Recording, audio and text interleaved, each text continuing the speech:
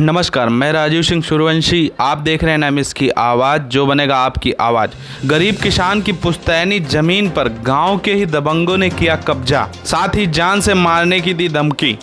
संडीला अतरौली क्षेत्र के ग्राम अलमापुर के रामासरे पुत्र गंगा एक गरीब किसान है जो किसी भी तरह से मेहनत मजदूरी करके अपनी रोज़मर्रा की ज़िंदगी जी रहे हैं। गांव के उत्तर पूर्व की ओर उसकी करीब कच्चे 2 बीघा जमीन है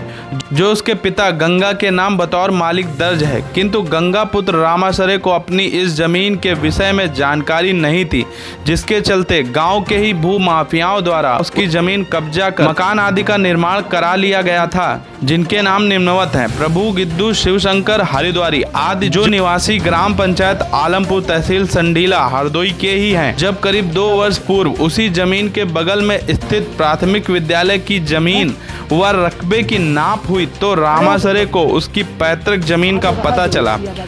जो कि क्षेत्रीय लेखपाल द्वारा ही नापी जा रही थी। उसके उपरांत 2 वर्ष पूर्व ही रामासरे ने अपनी उस जमीन पर अपने मवेशियों को बांधना चाहा तो दबंगों ने उसे मारना पीटना शुरू कर दिया और यह कहकर भगा दिया कि यहाँ तुम्हारा कुछ नहीं है, यह सारी जमीन हमारी है, यहाँ पर तुम्हारा कोई अधिकार नहीं है। इसके उपरांत रामासरे ने अपनी जमीन को लेकर न्यायालय का दरवाजा खटखटाया, जिसके कुछ वर्षों बाद ही न्यायालय के आदेश पर बीते 11 अक्टूबर 2020 को कोर्ट के आदेश का अनुपालन करते हुए क्षेत्रीय कानून गो सहित क्षेत्रीय लेखपाल मुन्ना व अन्य लेखपाल श्यामदासपुर